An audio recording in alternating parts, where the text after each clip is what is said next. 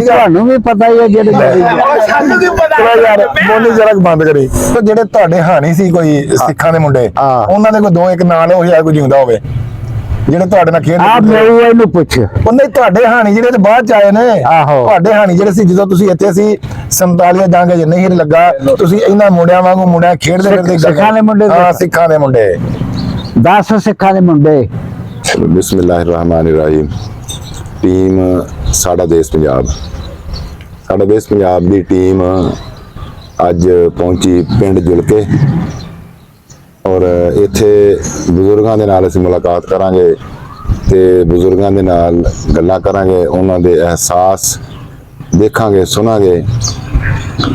ਲੱਗੀ ਨਜ਼ਰ ਪੰਜਾਬ ਨੂੰ ਵੰਡ ਹੋ ਗਈ ਕਈ ਅੱਖੀਓਂ ਪਰੇ ਪਰਿਵਾਰ ਹੋ ਗਏ ਹੋਇਆ ਜ਼ੁਲਮ ਮੁਹਾਜਰਾਂ ਨਾਲ ਵੱਡਾ ਇੱਕ ਦੂਜੇ ਤੋਂ ਵੱਖਰੇ ਯਾਰ ਹੋ ਗਏ ਹੱਥਾਂ ਨਾਲ ਬਣਾਏ ਘਰ ਛੱਡੇ ਜਿਹੜੇ ਵੇਖਣ ਤੋਂ ਆਵਾਜ਼ਾਰ ਹੋ ਗਏ ਕਈ ਮੌਤ ਨੇ ਮੂੰਹ ਦੇ ਵਿੱਚ ਪਾ ਲਏ ਕਈ ਨਾਲ ਵਿਛੋੜੇ ਬਿਮਾਰ ਹੋ ਗਏ ਅੰਬਰਸਰ ਨਨਕਾਣਾ ਤੇ ਲਾਹੌਰ ਦਿੱਲੀ ਸਾਡੇ ਜਿਉਂਦਿਆਂ ਵੱਖ ਸੰਸਾਰ ਹੋ ਗਏ ਇਕੱਠੇ ਰਹੇ ਮਨਾਉਂਦੇ ਈਦ ਲੋਹੜੀ ਅੱਜ ਵੱਖਰੇ ਸਭ ਤਿਉਹਾਰ ਹੋ ਗਏ। ਤੋ ਦੋਸਤੋ ਵਿਛੋੜਾ ਲਹਿੰਦੇ ਪੰਜਾਬ ਦਾ ਹੋਵੇ ਜਾਂ ਚੜ੍ਹਦੇ ਪੰਜਾਬ ਦਾ ਹੋਵੇ ਚਾਹੇ ਕੋਈ ਛੱਡ ਕੇ ਚਲੇ ਜਾਵੇ ਚਾਹੇ ਕੋਈ ਛੱਡ ਕੇ ਆ ਜਾਵੇ ਦੁੱਖ ਬਰਾਬਰ ਦਾ। ਤੇ ਸਾਡੇ ਨਾਲ ਬੈਠੇ ਬਜ਼ੁਰਗ ਜਿਨ੍ਹਾਂ ਨੇ ਆਪਣੇ ਪਿੰਡੇ ਤੇ 47 ਦਾ ਸੰਖੇਪ ਹੰਡਾਇਆ ਇਸ ਪਿੰਡ ਵਿੱਚ ਕੁਝ ਲੋਕ ਰਹਿੰਦੇ ਰਹੇ ਜਿਹੜੇ ਹਿਜਰਤ ਕਰਕੇ ਤੇ ਉਹ ਚੜ੍ਹਦੇ ਪੰਜਾਬ ਵੱਲ ਚਲੇ ਗਏ ਤੇ ਅਸੀਂ ਬਜ਼ੁਰਗਾਂ ਦੇ ਕੋਲੋਂ ਪੁੱਛਾਂਗੇ ਗੱਲਬਾਤ ਕਰਾਂਗੇ ਇਹਨਾਂ ਦੇ ਨਾਲ ਔਰ ਇਹਨਾਂ ਦੀਆਂ ਪੁਰਾਣੀਆਂ ਮੁਹੱਬਤਾਂ ਪੁਰਾਣਾ ਵਸੇਬ ਪੁਰਾਣੀ ਸਕਾਫਤ ਉਹ ਅਸੀਂ ਕੋਸ਼ਿਸ਼ ਕਰਾਂਗੇ ਕਿ ਇਹਨਾਂ ਦੇ ਕੋਲੋਂ ਨਿੱਘੀਆਂ ਲਫ਼ਜ਼ਾਂ ਵਿੱਚ ਸੁਣਨ ਦੀ। अस्सलाम वालेकुम बाबा जी। वालेकुम सलाम जी। बाबा जी अपना नाम ते अपने वालिद साहब दा नाम दस्सियो। मेरा नाम नज़ीर है ते मेरे बाप दा नाम अली मोहम्मद से। ते बाबा जी जट्टां दी केड़ी गोत है अपनी? अही संधू जट हां। अच्छा ਤੁਹਾਡਾ जन्म ਜਿਹੜਾ 47 ਤੋਂ ਕਿੰਨਾ ਚਿਰ ਪਹਿਲਾਂ ਹੋਇਆ? ਕੀ 47 ਤੋਂ ਪਹਿਲਾਂ ਕਿੰਨਾ ਚਿਰ ਪੈਦਾ ਹੋਏ ਤੁਸੀਂ? सन 47 तो मैं 47 सन ਚਾਹੀਦਾ ਸਾਂ। ਅੱਛਾ ਤੇ 12 ਸਾਲ ਯਾਨੀ 10-12 ਸਾਲ ਦੇ ਹੈਗੇ ਸਨ ਆਪਣਾ ਬਾਬਾ ਜੀ। ਅੱਛਾ ਤੁਸੀਂ ਆਪਣੇ ਪਿੰਡ ਜੁਲਕੇ ਦੇ ਆਸੇ-ਪਾਸੇ ਦੇ ਪਿੰਡਾਂ ਦੇ ਨਾਂ ਤੇ ਦੱਸੋ ਕਿਹੜਾ ਹੈ? ਇੱਥੋਂ ਗਿਣ ਲੱਗ ਪੈਣਾ ਮੈਂ। ਹਾਂ ਖਨਵਾਰ ਨੀ ਧੱਲੋ ਕੀ ਕੁੱਲੇ ਕੀ ਲੱਖੋ ਕੀ ਸੁਜਾਬਾ काना बद्दो की पुराना काना कश्मीर बद्दो की लद्दे की उच्चे नीवे चफेरा गिनिया। क्या बात है ਤੇ ਤੁਸੀਂ ਆਪਣੇ ਪਿੰਡ ਵਿੱਚ ਜਿਹੜੇ ਇੱਥੇ ਸਰਦਾਰ ਰਹਿੰਦੇ ਸਨ ਉਹਨਾਂ ਦੇ ਨਾਲ ਵੀ ਕਦੀ ਗੱਲਬਾਤ ਹੋਈ ਸੀ ਤੁਹਾਡੀ? ਹਾਂ ਜੀ ਹੋਈ ਸੀ। ਤੇ ਦੱਸੋ ਕਿਹੜੇ ਕਿਹੜੇ ਲੋਕ ਰਹਿੰਦੇ ਸਨ ਇੱਥੇ? ਇੱਥੇ ਸਿੱਖ ਅੱਛਾ ਸਾਈ ਵੀ ਅੱਛਾ ਤੇ ਅਸੀਂ ਮੁਸਲਮਾਨ ਵੀ। ਜਿਹੜੇ ਜੁਲਕੇ ਪਿੰਡ ਦੇ ਸਰਦਾਰ ਰਹਿੰਦੇ ਸਨ ਉਹਨਾਂ ਦੇ ਕੋਈ ਨਾਂ ਤੇ ਦੱਸੋ ਸਾਨੂੰ। ਦੇਸਾ ਸਿੰਘ ਨਾਮ ਸਿੰਘ 200-300 ਕਿੱਲੇ ਦੇ ਮਾਲਕ ਸਨ। ਅੱਛਾ ਤੇ ਬਾਕੀ ਝਿਮਾ ਸਿੰਘ ਅੱਛਾ ਸੋਹਣ ਸਿੰਘ ਹੋਰ ਉਹ ਕਰਤਾਰ ਵੀ ਰਹਿੰਦਾ ਸੀ? ਕਰਤਾਰ ਸਿੰਘ ਅੱਛਾ ਤੇ ਅੱਛਾ ਇਹਨਾਂ ਦੀ ਦੇਸਾ ਸਿੰਘ ਦੀ ਜਿਹੜੀ ਜ਼ਮੀਨ ਸੀ ਉਹ ਪਿੰਡ ਦੇ ਕਿਹੜੇ ਬੰਨੇ ਸੀ ਇਹਨਾਂ ਜਿਹੜੀਆਂ 200-250 ਕਿੱਲਾ? ਉਹ ਐਸ ਗੁੱਠ ਵਿੱਚ ਵੀ ਸੀ ਇੱਧਰ ਵੀ ਸੀ। ਅੱਛਾ ਤੇ ਭਰਾਵਾਂ ਨਾਲ ਜਿਵੇਂ ਉਹਦੀ ਵੰਡ ਆਈ ਸੀ। ਤੇ ਸਾਨੂੰ ਦੱਸਿਓ ਬਾਬਾ ਇੱਥੇ ਕੋਈ ਗੁਰਦੁਆਰਾ ਵੀ ਹੁੰਦਾ ਸੀ? ਕਿਹੜੇ ਪਾਸੇ? ਪਿੰਡ ਦੇ ਵਿੱਚ ਘਰ ਖੂਹ ਕੋਲ ਬਈ ਸਾਰੇ ਸੋਈ। ਅੱਛਾ ਪਿੰਡ ਦੇ ਵਿੱਚ ਘਰ। ਉਸ ਗੁਰਦੁਆਰੇ ਦੇ ਵਿੱਚ ਉਹ ਮੁਸਲਮਾਨਾਂ ਦੇ ਬੱਚਿਆਂ ਨੂੰ ਜਾਣ ਦਿੰਦੇ ਸੀ? ਜਾਣ ਦਿੰਦੇ ਸੀ ਕਿ ਹੋਰ ਕੀ ਆਂਦੇ ਸੀ ਬੱਚਿਆਂ ਨੂੰ। ਅੱਛਾ ਤੇ ਉੱਥੇ ਜਦੋਂ ਵੀ ਕੋਈ ਮਿਸਾਲ ਦੇ ਤੌਰ ਤੇ ਮੁਸਲਮਾਨਾਂ ਦੇ ਵਿੱਚ ਤੇ ਸਿੱਖਾਂ ਦੇ ਵਿੱਚ ਵਿਆਹ ਸ਼ਾਦੀ ਦਾ ਕੀ ਤਰੀਕਾ ਸੀ? ਅਸੀਂ ਬਹਿੰਦੇ ਖਲੋਂਦੇ ਉਧਰ ਨਿਉਂਦਰੇ ਭਾਜੀ ਸਨ ਹੋਰ ਕੀ।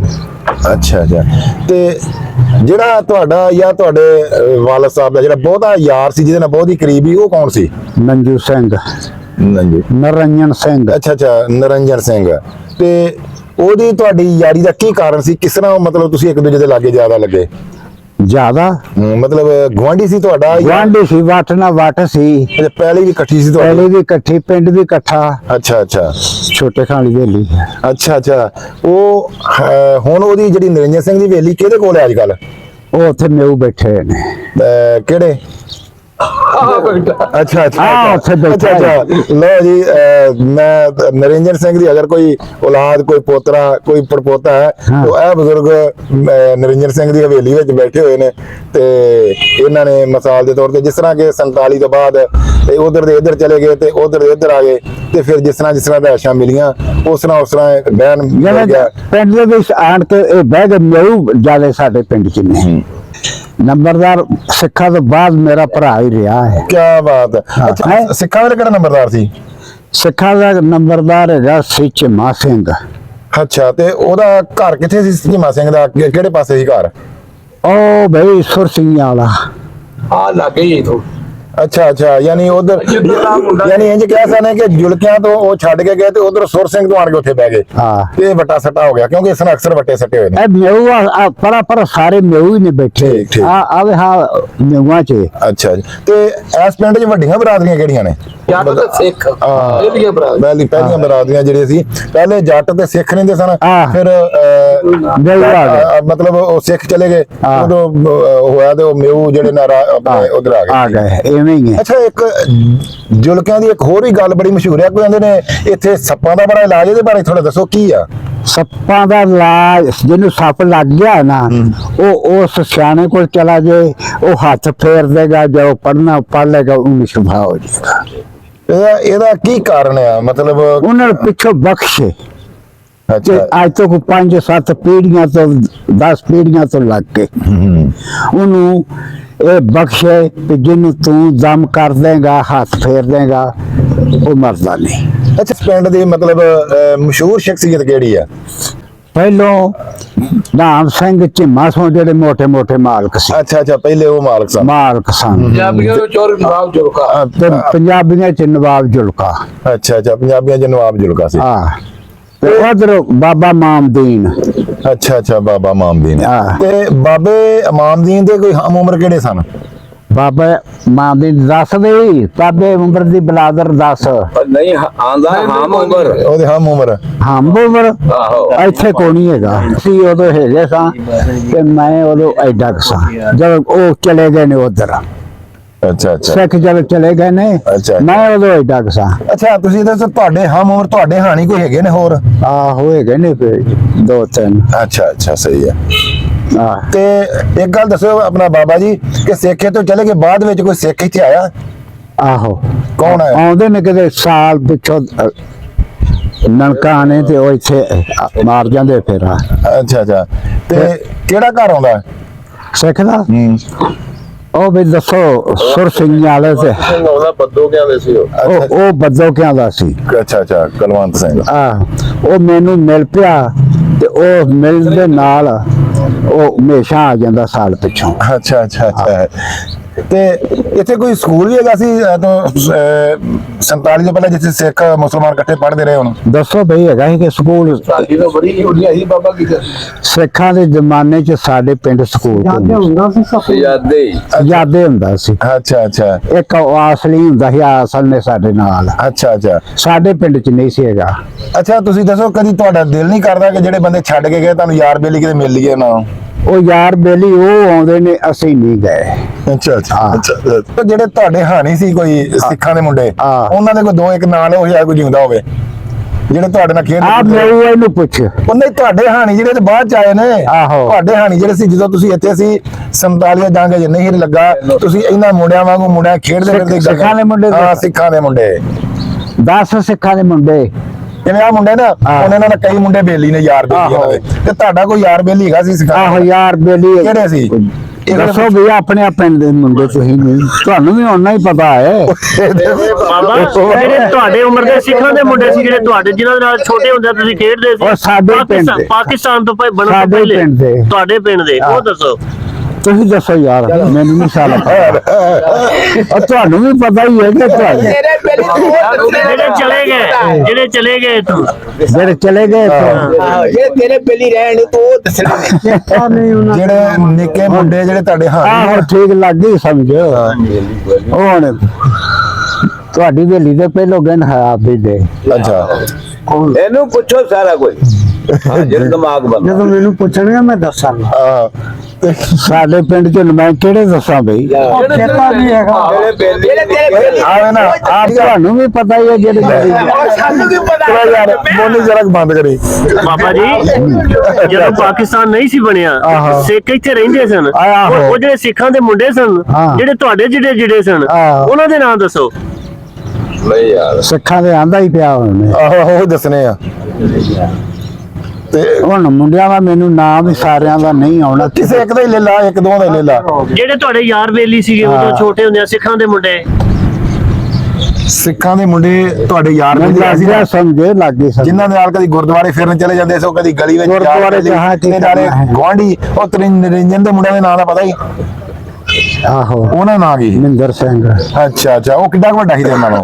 ਮੇਥੋਂ ਕੋਈ ਬਾਬਾ ਕੋ 10 ਸਾਲ ਵੱਡਾ ਅੱਛਾ ਅੱਛਾ ਇਸ ਤਰ੍ਹਾਂ ਉਹ ਮਹਿੰਦਰ ਸਿੰਘ ਦੇ ਹੋਰ ਉਹਨਾਂ ਦੀ ਯਾਨੀ ਉਹਨਾਂ ਜਿਹੜੇ ਨਾਂ ਉਹਨਾਂ ਦੀ ਲਾਦਾਂ ਦੇ ਨਾਂ ਜਿਹੜੇ ਨਾ ਸ਼ਾਇਦ ਮਹਿੰਦਰ ਸਿੰਘ ਇੱਕ ਜੀ ਹੁੰਦਾ ਜੋਗਿੰਦਰ ਸਿੰਘ ਮਹਿੰਦਰ ਸਿੰਘ ਹਾਂ ਬਿਲਕੁਲ ਸੋਹਣ ਸਿੰਘ ਇਹ ਜਾਣੇ ਕਿ ਸਿੱਖ ਸਨ ਹਾਂ ਬਿਲਕੁਲ ਹੋ ਸਕਦਾ ਉਹ ਆਪ ਜਿਉਂਦੇ ਹੋਣ ਉਹਨਾਂ ਦੀਆਂ ਔਲਾਦਾਂ ਜਿਉਂਦੀਆਂ ਹੋਣ ਤੇ ਜਾਂ ਉਹਨਾਂ ਦੇ ਪੋਤਰੇ ਜਿਉਂਦੇ ਹੋਣ ਹਾਂ। ਤੇ ਉਹ ਸੁਣ ਲੈਂਦੇ ਨੇ ਜੋ ਸੁਣ ਲੈਣਗੇ ਤੇ ਫਿਰ ਉਹ ਤੁਹਾਡੇ ਨਾਲ ਗੱਲ ਵੀ ਉਹ ਕਰਨਗੇ। ਸੁਣ ਲਾ ਸਿੱਖ ਸਾਡੇ ਕੋਲ ਇੱਥੇ ਆਉਂਦੇ ਨੇ ਨਾ ਜਿਹੜੇ ਇੱਥੋਂ ਗਏ ਨੇ ਨਾ ਉਹ ਸਾਰੇ ਟੁਰ ਗਏ ਨੇ ਕੋਈ ਚੰਦ ਬੰਦਾ ਭਾਵੇਂ ਕਿਸੇ ਪਿੰਡ ਚ ਹੋ ਗਏ ਅੱਛਾ ਅੱਛਾ ਤੇ ਜਿਹੜੇ ਜਦੋਂ ਮੈਂ ਪਾਕਿਸਤਾਨ ਬਣਿਆ ਜਿਹੜੇ ਸਾਡੇ ਪਿੰਡ ਚ ਉਦੋਂ ਬੰਦੇ ਸੀ ਉਹ ਕੋਈ ਨਹੀਂ ਹੈਗਾ ਇੱਕ ਮੈਂ ਆ ਤੇ ਹੋਰ ਇੱਕ ਦੋ ਹੋਣਗੇ ਅੱਛਾ ਅੱਛਾ ਉਹ ਵੀ ਟੁਰ ਗਏ ਨੇ ਜਿਹੜੇ ਸਾਡੇ ਪਿੰਡ ਚ ਮੁਸਲਮਾਨ ਸਨ ਅੱਛਾ ਤੇ ਜਦੋਂ ਸਾਂਝਾ ਸੀ ਜਦੋਂ 47 ਜੰਗ ਨਹੀਂ ਸੀ ਲੱਗਾ ਤੇ ਹਾਂ। ਆਪਣੇ ਪਿੰਡ ਵਿੱਚ ਕੋਈ ਸਾਂਝਾ ਮੇਲਾ ਹੁੰਦਾ ਸੀ ਆ